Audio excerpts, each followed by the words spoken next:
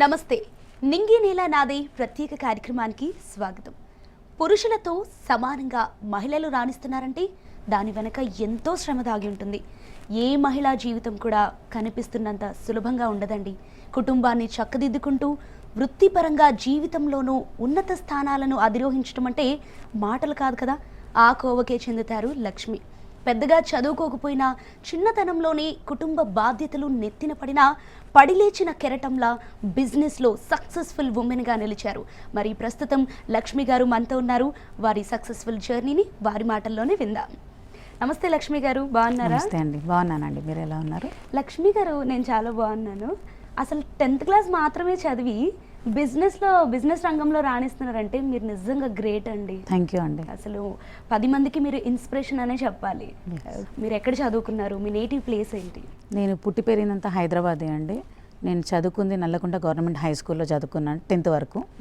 Present ఉన్న situation ఏంటంటే ఒక అమ్మాయిగా ఎలా బ్రతకాలి, ఎలా ఉండాలి అనే ఉద్దేశంతో ఇలా ముందడుగు వేశాను.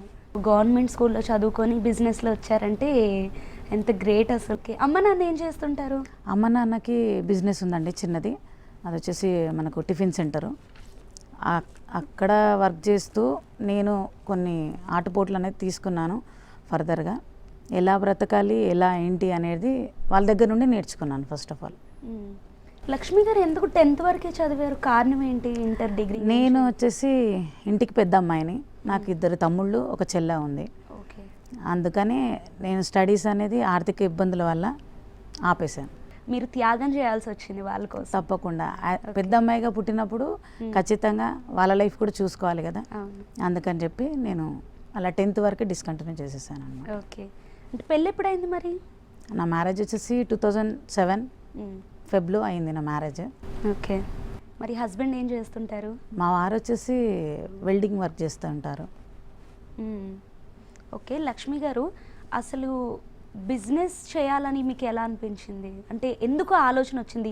నార్మల్ 10th క్లాసే కదా, నేను బిజినెస్ చేయగలనో లేదో, నాకు వస్తుందో లేదో అనే డౌట్స్ ఉంటాయి. కొంతమంది అక్కడికే ఆగిపోతారు ఆ డౌట్స్తో, భయంతో. సో మీకెందుకు ఆలోచన వచ్చింది బిజినెస్ చేయాలని? ఫస్ట్ ఆఫ్ ఆల్ ఏంటంటే ఇప్పుడున్న సిచ్యువేషన్ బట్టి ఇద్దరు వర్క్ చేస్తూనే ఉంటేనే ఇల్లు అనేది గడుస్తుంది. ఒకరి మీద డిపెండ్ అవ్వడం కష్టం. రేపు ఎప్పుడైనా మా వారికి ఏదైనా సిచ్యువేషన్ బాలేక ఏదైనా అయితే గనక నా భార్య స్వతహాగా ఒక బిజినెస్ చేయాలి అనే ఉద్దేశంతో మా వారు నాకు బిజినెస్ అనేది పెట్టించారు. అక్కడి నుండి నేను ఎలా జర్నీ అనేది కొనసాగించాను అనమాట. ఓకే. అంటే ఎప్పుడు స్టార్ట్ చేశారు మీరు?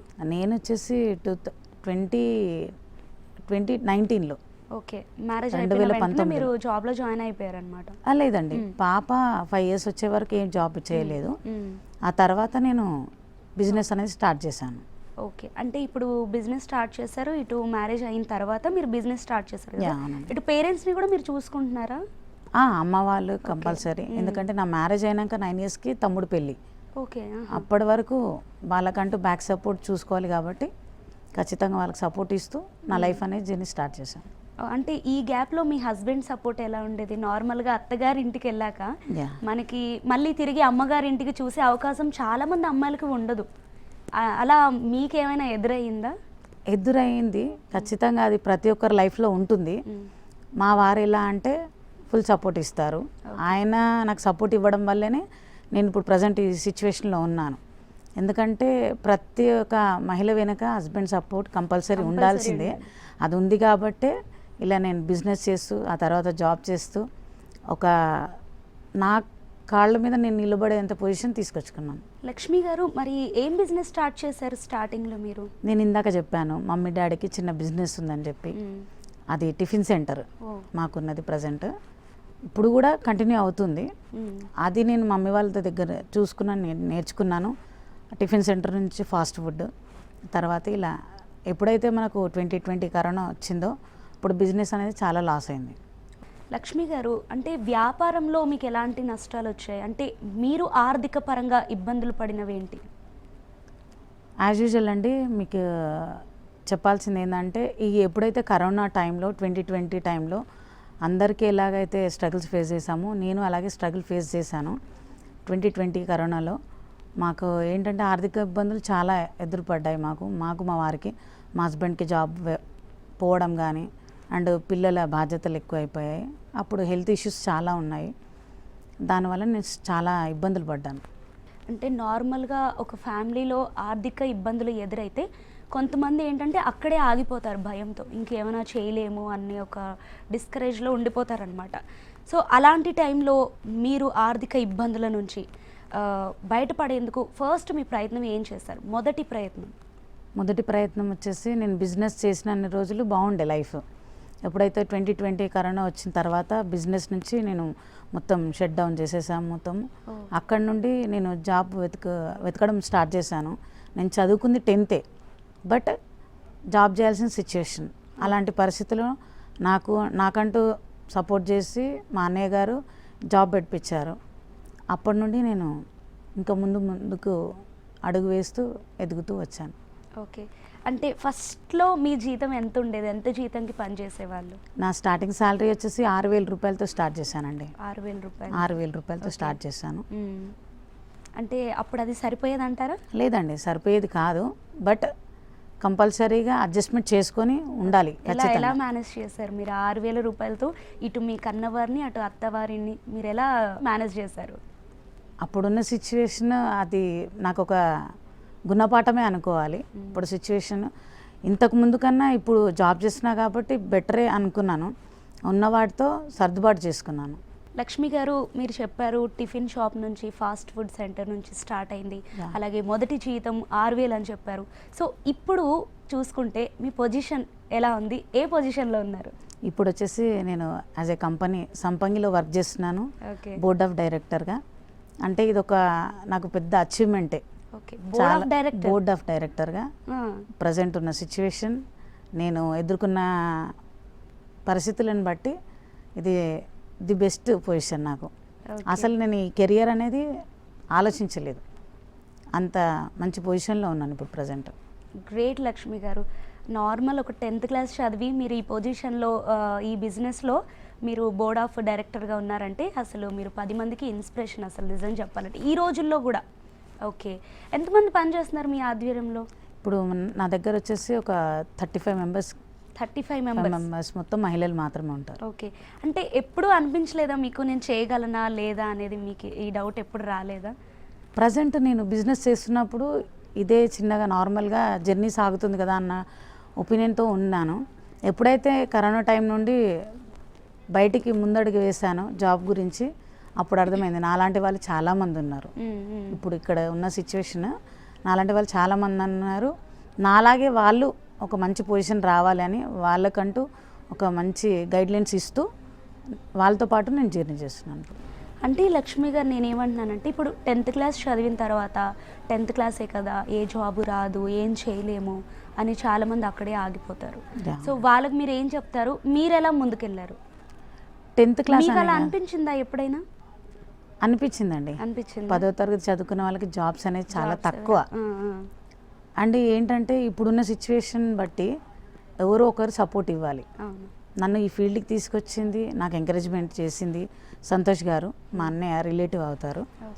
అక్కడ నుండి తన సపోర్ట్ వల్లనే నేను ఇంత దూరం రాగలిగాను. ఫస్ట్ ఆఫ్ ఆల్ నాకంటూ బిజినెస్లో మెలకువలు నేర్పించింది మా CEO సార్ అన్న MD సార్. లక్ష్మి గారు, బిజినెస్ రంగంలో అంటే ప్రొఫెషనల్గా కొన్ని లక్షణాలు కలిగి ఉండాలన్నమాట ఎవరికైనా కూడా. అంటే మీరేమైనా ఆ లక్షణాలు కలిగి ఉండాలని ట్రైనింగ్ ఏమైనా తీసుకున్నారా, లేదా ఓన్గా మీరు మీ ఓన్ వేలో వెళ్ళిపోయారా? లేదండి, నేను ఏ ట్రైనింగ్ తీసుకోలేదు. ప్రజెంట్ ఏంటంటే నేను తీసుకున్న ట్రైనింగ్ ఏంటంటే నేను ఎలా బ్రతకాలి ఏంటి అనేది సెల్ఫ్గా ఆలోచించి ముందడుగు వేస్తాను. నాకు కొంచెం ధైర్యం ఎక్కువ. ఏ అమ్మాయికైనా ఫస్ట్ ఉండాల్సిన ధైర్యం మాత్రమే. ధైర్యం ఉంటే ఎలా అయినా ఏదైనా సాధించగలమనే ఆలోచన నాది. ఎందుకమ్మా నీకు ఈ పనులన్నీ, ఈ బిజినెస్లన్నీ ఎందుకు, ఇవన్నీ చక్కగా ఇంట్లో వంట చేసుకొని కూర్చోవచ్చు కదా అని డిస్కస్ చేసే వాళ్ళు ఎవరైనా ఉన్నారా? చాలా ఉన్నాయండి, అలాంటివి చాలా ఉన్నాయి. అంటే నేను బయటికి వెళ్ళినప్పుడు మా అత్తయ్య గారు అయి ఉండొచ్చు, అండ్ మా తోటికోడలు అయి ఉండొచ్చు, చుట్టుపక్కల ఎవరారు వాళ్ళు కూడా అసలు ఇన్ని రోజులు బిజినెస్ చేసి ఇప్పుడు బయటికి వెళ్ళి జాబ్ 6,000 జీతానికి చేయగలుగుతావా, నీకెందుకు, ఉన్న దాంట్లో సరిపెట్టుకో అనేవాళ్ళు చాలామంది ఉన్నారు. ఎవరు జాబ్ చెయ్యి, మంచి లైఫ్ ఉంటుంది అని మాత్రం ఎవరు ఎంకరేజ్మెంట్ చేయలేదు. అంటే ఇప్పుడు ఇక్కడ నేను తీసుకున్న డెసిషన్ ఏంటంటే నాకు నేనే సెల్ఫ్గా ఆలోచించాను, ఇలా ఉంటే బ్రతకడం కష్టం, ఒకరి చేయి కింద ఉండడం వేరు, మనం సెల్ఫ్గా ఎర్న్ చేసుకోవడం వేరు, పిల్లల లైఫ్ అనేది మనకు ముఖ్యం కాబట్టి అదే తల్లిదండ్రులుగా నేను స్వతగా జాబ్ చేయాలి అనే ఉద్దేశంతో ముందడుగేశానండి. Okay, nice. బట్ ఇప్పుడు మిమ్మల్ని ఈ పొజిషన్లో చూసి ఆ డిస్కరేజ్ చేసే వాళ్ళు ఇప్పుడు ఏమంటున్నారు అసలు? అంటే మా ఫ్యామిలీలో చాలామంది ఎడ్యుకేటెడ్ పర్సన్స్ ఉన్నారు, చదువుకున్నారు బాగా. ఓకే. అంటే నేను 10th చదువుకొని కూడా ఈ పొజిషన్లో ఉన్నాను, అది చెప్పుకోవడం నాకు హ్యాపీ. వాళ్ళు ఏంటంటే బీకామ్ చేసి, బీఎస్సీలు చేసి, డిగ్రీలు కంప్లీట్ చేసి కూడా యాజ్ ఏ హౌస్ వైఫ్కి పరిమితమయ్యారు. నేను ఇప్పుడున్న సిచ్యువేషన్ ఏంటంటే నా లైఫ్ని చూసి కూడా వాళ్ళు జాబ్ చేయడానికి కూడా ఇంట్రెస్ట్ చూపిస్తున్నారు, వాళ్ళ ఫ్యామిలీ కూడా సపోర్ట్ ఇస్తున్నారు, అదొక హ్యాపీ. ఓకే. అంటే ఈ బిజినెస్లో రాణించడానికి ఎక్కువగా ఎవరు సపోర్ట్ ఇచ్చారు, ఎవరు ఎంకరేజ్మెంట్ ఉండేది మీకు? మా వారిదండి. యాజ్ యూజువల్గా మా వారు సపోర్ట్ చేయకపోతే నేను అసలు బయటకు వచ్చేదాన్ని కాదు, ఇంత మంచి బిజినెస్లో నేను ఉండేదాన్ని కాదు, నా లైఫ్ ఇంత హ్యాపీగా జర్నీ చేసేదాన్ని కాదు. మొత్తం మీ హస్బెండ్? మా హస్బెండ్కి ఇస్తారు ఈ క్రెడిట్ అంతా? తప్పకుండా మేడం. అది మరి మీకు? మాకంటే చెప్తాను మేడం, ఏదైనా కానీ ఒకరి సపోర్ట్ లేనిది అమ్మాయిలు బయటికి రావడం కష్టం ఇప్పుడున్న సిచ్యువేషన్ బట్టి. ప్రతి అబ్బాయి వెనక అమ్మాయి ఉంటుంది అన్నట్టు ప్రతి భార్య వెనక భర్త సపోర్ట్ ఖచ్చితంగా ఉండాలి. ఉంటేనే మనం కూడా కొంచెం ధైర్యంగా ముందుకు వెళ్ళగలం. ఓకే. అండ్ పిల్లల నుంచి ఇలా ఎంకరేజ్మెంట్ ఎలా ఉండేది? పిల్లల నుంచి అంటే నన్ను మిస్ అయ్యేవారు చాలామంది, ఎందుకంటే పాప అయినా బాబైనా, చిన్న అబ్బాయి అంటే నాకు ఎప్పుడైతే కోవిడ్ వచ్చిన తర్వాత ఆఫ్టర్ 2 yearsకి బాబు పుట్టాడనమాట. అప్పుడున్న సిచ్యువేషన్ వాడిని వదిలి రావాల్సిన పరిస్థితి, కానీ సిచ్యువేషన్ బట్టి మారాల్సి వచ్చింది. ఓకే. అప్పుడు ఎలా ఫేస్ చేశారు మీరు? వాళ్ళకంటూ మంచి లైఫ్ ఇవ్వాలి అన్నప్పుడు ఖచ్చితంగా మనం బయటికి రావాలి, బయటకు వచ్చి మనం ఏంటనేది నిరూపించుకోవాలి. యాజ్ ఇప్పుడున్న సిచ్యువేషన్ బట్టి ఎవరు చదువుకున్న వాళ్ళైనా చదువుకోని వాళ్ళైనా కానీ వాళ్ళ కాళ్ళ మీద వాళ్ళు నిలబడాలి, అదొకటి నేను చెప్తాను. లక్ష్మి గారు, మీ కింద 35 మంది మహిళలు వర్క్ చేస్తున్నారు కదా, సో వాళ్ళకి మీరు ఎలాంటి మెలకువలు నేర్పిస్తున్నారు? సేమ్ అండి, ఇప్పుడు నేను ఏ సిచ్యువేషన్ నుంచి వచ్చానో నా కింద వాళ్ళు కూడా సేమ్ అదే సిచ్యువేషన్ నుంచి వచ్చారు. వాళ్ళకి ఏంటంటే నాకు ఎలా అయితే సపోర్ట్ ఇచ్చారు మా వారు, వాళ్ళు వాళ్ళ హస్బెండ్స్ అండ్ ఉన్న సిచ్యువేషన్ని హ్యాండిల్ చేస్తూ టైం అనేది మెయిన్, టైంకి రావాలి, టైంకి వర్క్ చేసుకోవాలి అనే ఉద్దేశంతో నాతో పాటు వాళ్ళు జర్నీ చేస్తున్నారు. వాళ్ళ లైఫ్ కూడా ఒక మంచి సెటిల్మెంట్కి వచ్చింది, చాలా బాగా లీడ్ చేస్తున్నారు యాజ్ ఏ ఆఫీస్నైనా అండ్ ఫ్యామిలీనైనా. కానీ అలాంటి వాళ్ళు నాకు దొరకడం చాలా అదృష్టం. మీరు ఇంత కింద స్థాయి నుంచి వచ్చి ఈరోజు ఈ పొజిషన్లో ఉన్నారు, చాలా కష్టాలను ఎదుర్కొన్నారు, ఆర్థిక ఇబ్బందులను ఎదుర్కొన్నారు. సో మీ లైఫ్ను ఇలా కల్లారా చూసిన మహిళలు మీతో ఏమంటుంటారు? అంటే అందరు నన్ను అక్క అని పిలుస్తారు, ఇంటి దగ్గర అయినా ఆఫీస్లో అయినా కూడా. అసలు మేడం అని కాకుండా అక్క అని పిలుస్తూ ఉంటారు. మీరు 10th వరకే చదువుకున్నారా, నిజమేనా అని అడుగుతుంటారు. అవునమ్మా నేను 10th వరకే చదువుకున్నాను. లేదు మేడం, మీరు మేబీ డిగ్రీ కంప్లీట్ చేశారేమో, బీకామ్ చేశారేమో, మీరు ఇంత ప్రొఫెషనల్గా మాట్లాడుతున్నారు అంటే ఎవరి మనసు ఏంటనేది తెలుసుకొని మాట్లాడతారు అని అంటూ ఉంటారు. నాకేంటంటే give respect and take respect. ఎవరికైనా కానీ మనం డామినేట్ చేస్తూ మాట్లాడకూడదు. యాజ్ ఎవరినైనా కానీ ప్రేమతో మాట్లాడి వర్క్ చేయించుకోవడం నాకు అలవాటు. దానివల్లనే నన్ను అందరూ ఆఫీస్లో అక్క అని మాత్రమే పిలుస్తూ ఉంటారు. That's great. అంటే మీ కష్టానికి ఫలితంగా అంటే మీ బిజినెస్లో ప్రమోషన్స్ ఏమైనా వచ్చాయా? అది చెప్పలేని ప్రమోషన్స్ వచ్చాయి. నాకు ఏంటంటే ఫస్ట్ మీకు చెప్పాను 6,000 రూపాయలతో నా జర్నీ స్టార్ట్ చేశానని చెప్పి, ఇమ్మీడియట్లీ నాకు 6 monthsలోనే ప్రమోషన్ రావడం.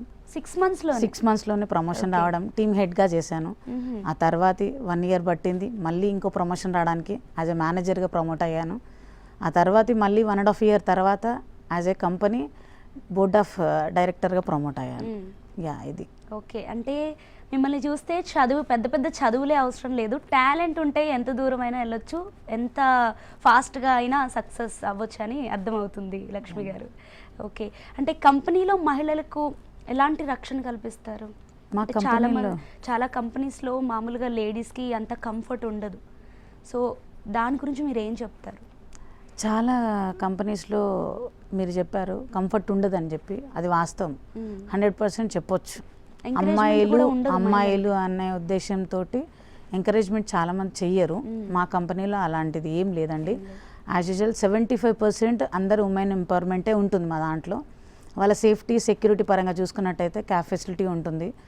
డ్రైవర్స్ అయినా ఎవరైనా కానీ మా ఓన్ కంపెనీ నుండి వెళ్తాయి కాబట్టి వాళ్ళకి పికప్ అండ్ డ్రాపింగ్ వరకు మా కంపెనీ చూసుకుంటుంది. లక్ష్మి గారు, మరి సమస్యలు అనేది ప్రతి ఒక్కరికి ఉంటాయి. దాన్ని ఎదుర్కొనే వాళ్ళు కొంతమంది ఉంటారు, దాన్ని ఎదుర్కోలేని వాళ్ళు కొంతమంది ఉంటారు. సో ఆ సమస్యలు వస్తుంటాయి, పోతుంటాయి, దాని నుంచి కుంగిపోతుంటారు. ఆ టైంలో తీసుకొని నిర్ణయాలు తీసుకుంటుంటారు, లైక్ చనిపోవాలని, ఇంకా ఏదో చేసుకోవాలన్నట్టుగా. సో అలాంటి మహిళలకు మీరేం చెప్తారు మీ ఎక్స్పీరియన్స్ బట్టి? నేను ఒకటే చెప్తానండి, ఇప్పుడున్న సిచ్యువేషన్లో అమ్మాయిలు అబ్బాయిలు డిఫరెన్స్ ఏం లేదు. ప్రతి ఒక్కరు చదువుకున్న చదువుకు తగ్గట్టు ఏదో ఒక జాబ్ చేయాలి అండ్ మీ కాళ్ళ మీద మీరు నిలబడాలి అనే ఒపీనియన్ తీసుకోవాలి. మీరు ఏదో ఒక పొజిషన్కి రావాలి అనే ఉద్దేశం ఉంటేనే మనం చదువుకున్న చదువుకు కారణం ఒక ఇది అర్థం ఉంటుంది. ప్రతి చిన్నదానికి సూసైడ్ అనేది పరిష్కారం కాదు. అమ్మాయిలు అంటేనే డేర్ అంటేనే అమ్మాయిలు. ఇప్పుడున్న పరిస్థితులను బట్టి ఇద్దరు జాబ్ చేయాలి, లైఫ్ సెట్ చేసుకోవాలి. ఒకరి మీద డిపెండెన్సీ ఎప్పుడు ఉండకూడదు. ప్రతి చిన్న వాటిలకు సూసైడ్ అనేది చేసుకోకూడదు. ఒక్క 10 నిమిషాలు వెయిట్ చేసి అసలు ఏంటి పరిస్థితి అనేది మీరే సెల్ఫ్గా ఆలోచించుకుంటే బాగుంటుంది. సో లక్ష్మి గారు, మరి ఇప్పుడు మీ పొజిషన్ చూసి ఏమంటున్నారు? ఇప్పుడు నా పొజిషన్ చూసి అసలు మేము 3 years బ్యాక్ నిన్ను జాబ్కి వెళ్ళొద్దు అన్నాము. ఆ సిచ్యువేషన్ మీరు నా మాట నిలబెట్టి ఇంట్లో ఉండుంటే పరిస్థితి ఏంది, ఇప్పుడు బయటికి వెళ్ళిన తర్వాత పొజిషన్ ఏంటి అనేది చూస్తున్నారు. కాబట్టి అసలు నీతో పాటు జర్నీ చేయాలంటే మా క్వాలిఫికేషన్ ఏమి ఉండాలి, మేము మీతో జర్నీ చేయాలనుకుంటున్నాము అని అడిగే వాళ్ళు చాలామంది ఉన్నారు. చూసారా, ఎందుకు నీకు ఈ జాబ్ అని అన్న వాళ్ళే ఈరోజు మిమ్మల్ని అడిగే అంత స్థాయికి వచ్చారు. చూసారా, మీరు అలా చేసుకున్నారు. That's great. ఓకే, అంటే లక్ష్మి గారు 10th class వరకే చదివారు కదా, పై చదువులు చదవాలని ఎప్పుడు మీకు ఆలోచన రాలేదా? ఉందండి, పై చదువులు చదవాలి, నేను ఒక డాక్టర్ అవుదామనే ఆశ ఉండేది నాకు. ఓ డాక్టర్, ఖచ్చితంగా డాక్టర్ అవ్వాలనే ఆశ ఉండే. అక్కడున్న ఆర్థిక ఇబ్బందులు, అమ్మ వాళ్ళు, నేను ఇంటికి పెద్ద అమ్మాయిని చెప్పాను మీకు ఇంతకుముందు కూడా, పెద్ద అమ్మాయిని, నా చదువు అనేది మధ్యలోనే ఆపేశారు. 10th అవ్వగానే 1 yearకే మ్యారేజ్ చేసేసారు. నేను ఇంకా ఫ్యూచర్లో చదవాలనే ఆలోచన ఉండే కానీ అప్పటికి పాప, అందుకని చెప్పి నేను ఇంకా చదువు మీద ఇంట్రెస్ట్ పెట్టలేకపోయాను అప్పుడు. అది. సో ఇప్పుడు ఏమైనా ఛాన్సెస్ ఉన్నాయా చదువుకోవాలి? నేను ఓపెన్ డిగ్రీ చేయాలనేది నా ఆలోచన. అవునా? ఓకే, చేయండి కంపల్సరీ. ఖచ్చితంగా.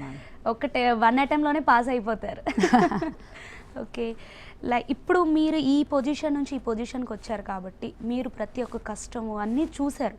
సో మీ పిల్లల్ని ఏ స్థాయిలో చూడాలనుకుంటున్నారు మీరు?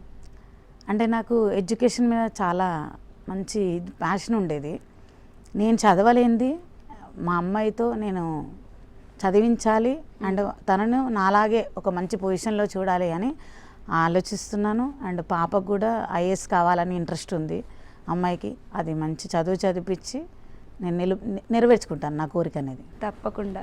ఓకే లక్ష్మి గారు, మరి మీ బిజినెస్ రంగంలో మీ ప్రతిభను మెచ్చి ఏమైనా పురస్కారాలు, సత్కారాలు ఇలాంటివి ఏమైనా ఉన్నాయా? చాలా ఉన్నాయి. ఇందాకే చెప్పాను, అవార్డ్స్ చాలా ఇచ్చారు ఏంటి అని చెప్పాను. నేను వచ్చేసి కన్సిస్టెంట్ అవార్డు ఫస్ట్ తీసుకున్నాను. అంటే రెగ్యులర్గా ఆఫీస్కి రావడం, రెగ్యులర్గా నా టీంని కోఆర్డినేట్ చేసుకోవడం, మీటింగ్స్ అటెండ్ చేసుకోవడం, అలా తీసుకున్నాను. 2nd అవార్డు వచ్చేసి బెస్ట్ సేల్స్ అవార్డు తీసుకున్నాను. 3rd అవార్డు వచ్చేసి నాకు యాజ్ ఏ డిప్యూటీ డైరెక్టర్ అని చెప్పాను కదా, అది 3rd అవార్డు. అది జస్ట్ 6 months బ్యాక్ ఇచ్చారు. హ్యాపీ. ఓకే, ఏమనిపించిందండి ఆ టైంలో? అంటే మీరు ఎప్పుడైనా అనుకున్నారా ఇన్ని అవార్డ్స్ నేను గెలుచుకుంటాను? అస్సలు అనుకోలేదు. ఒక మూలన నాకు ఒక భయం అనేది ఉండేది. ఇలాంటి ప్రపంచంలో నేను బ్రతకగలుగుతానా అనే ఆలోచన ఉండేది. కానీ మనం తలుచుకుంటే చేయలేనిదంటూ ఏది లేదు. మన ధైర్యమే మనకు ఆయుధం. అంతే. ఓకే, ఇంకేమైనా లైఫ్లో అంబిషన్స్ ఉన్నాయా? ఇది చేయాలి, ఇది అవ్వాలి? ఒక కంపెనీకి CEO అవ్వాలనేదే నా అంబిషన్. వావ్.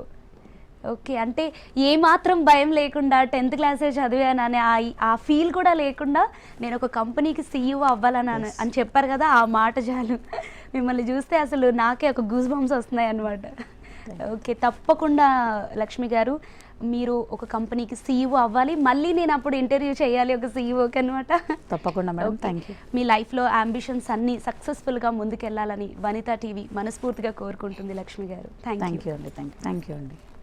చూశారు కదండి, టాలెంట్ ఉంటే చాలు, చదువు అవసరం లేదని లక్ష్మి గారు నిరూపించారు కదా. ఇది వాల్టి నింగి నేల నాది ప్రత్యేక కార్యక్రమం. మరో ఇంట్రెస్టింగ్ ఎపిసోడ్లో మళ్ళీ కలుద్దాం. అంతవరకు సెలవు, నమస్తే.